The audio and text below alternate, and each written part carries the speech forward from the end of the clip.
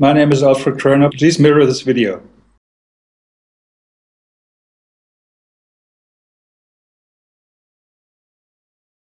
Thinking of many of these questions and thinking where Muhammad came from, he was after all a Bedouin. I think it is almost impossible that he could have known about things like the common origin of the universe, because scientists have only found out within the last few years with very complicated and advanced technological methods that this is the case. Somebody who did not know something about nuclear physics 1400 years ago could not, I think, be in a position to find out from his own mind, for instance, that the earth and the heavens had the same origin, or many other of the questions that we have discussed here.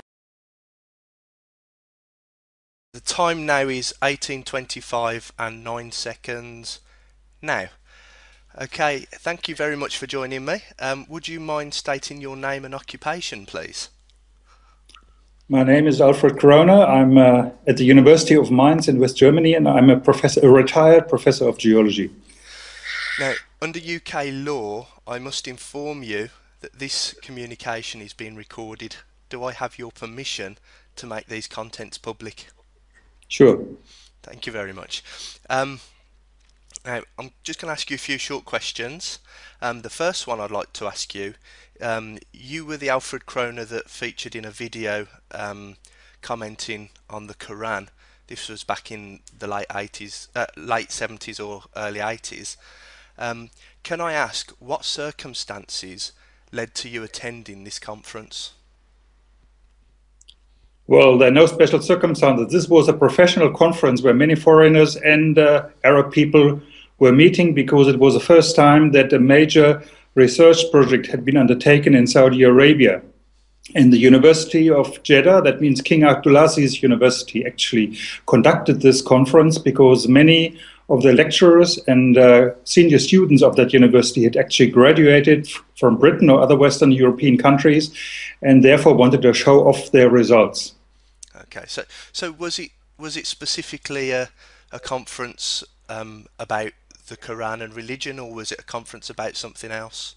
Had nothing to do whatsoever with religion. It was purely a professional conference on geology. Not a single word was talked about religion or Quran or anything. Okay. What were the circumstances which led you to being presented with religious text and then being asked to comment on it? Well, during the conference, there was an interview in Saudi TV organized by the then vice president of that particular university. And there were about 5 or 6, I can't remember so well, professors from various European and North American universities that attended this TV interview. And it was there for the first time that we were confronted with these questions. To what extent the Quran was compatible with present-day thinking in earth sciences. Okay. Your comments were later used to suggest that you thought the Quran contained information which could not have been known by humans at the time without divine revelation. Do you think that this accurately reflects your opinion at the time? Well, that was not at all the purpose and the discussion that we had. The discussion was, they were reading us certain verses from the Quran, and then they would say, is this compatible with present-day scientific knowledge? In some cases we said yes, because always is. In almost every religion there's always something that is compatible. And in other cases we say no. So there was never the question whether there was any divine circumstances or anything in this interview. Did you ever try to have these videos removed from the web? No. No? Actually, there's something that I discovered more recently. Someone gave me a Quran as a gift, and as I turned to the back of the Quran, you're actually in my Quran. So I didn't know if you knew. I didn't know if you knew that, but you're actually you're in a holy book. I have seen this. I have a copy of this at home. I read it many years ago, but it had nothing to do with that particular meeting. Yeah. Have you looked into the subject any further since this event, and has your opinion changed since the event? Or well, you see, this conference was, I think, in '79, and nothing happened. And this whole thing with the internet actually only came up about maybe 4 years ago or something. I can't even remember.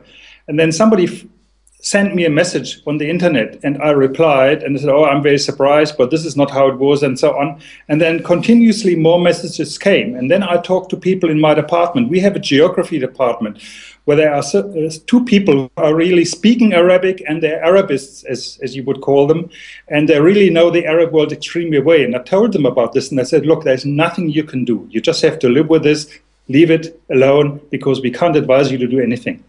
It will not help." Finally, may I ask, did you become a Muslim as a result of this event? No, I've never been a Muslim before. I've never been a Muslim afterwards. Okay. And finally, to wrap up, could you confirm, are the opinions that you've stated in this video interview your own?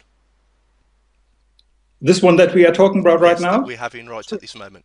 Sure, this is my own opinion. Okay. And have I offered you any reward for this, financial or otherwise?